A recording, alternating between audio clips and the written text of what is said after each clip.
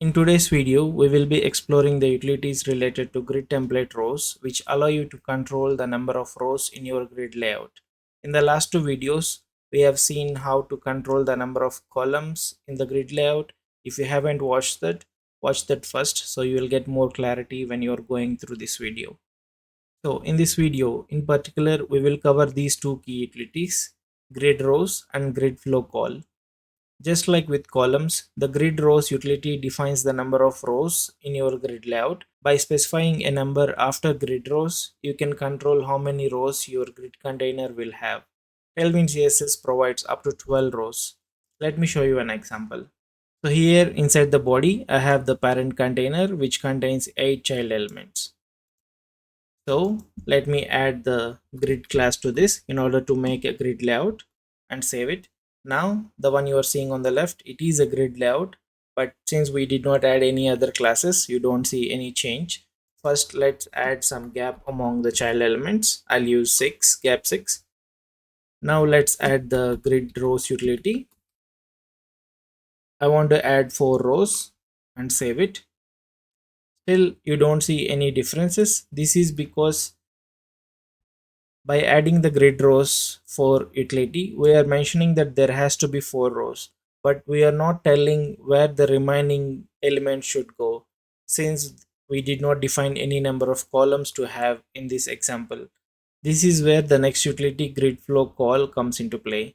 This utility changes the default flow of your grid layout from rows to columns. When this utility is applied, the grid rows utility starts to make more sense. Let's see how it works.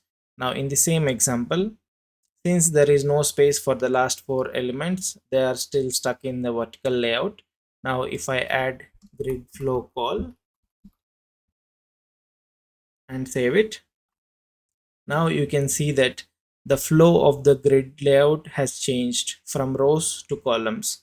Before it was the direction was just in a row, means from top to bottom, and there is no other direction for the items to be placed. Now I'm telling to change the direction to columns. So after the set number of rows, it will automatically go to the next column because of this grid flow call.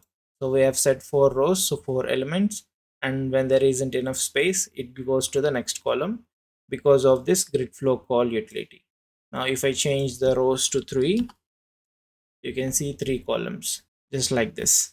By combining grid rows with grid flow call, we get more control over how content flows across rows and columns in a grid. You might be thinking we can just use grid calls instead of grid rows, but the difference is if you see the order of these elements, the direction, you can see in the first column we have A, B and C.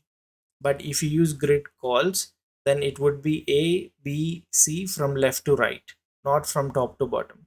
So this is just another variant. If you want certain items or elements inside your grid layout to be positioned from top to bottom, you can use grid rows. If you want them to be positioned from left to right, then you can use the grid calls. That's it for this video. In the next video, we will dive deeper into how to custom place grid items and modify their size so they can span across multiple rows. See you in the next one.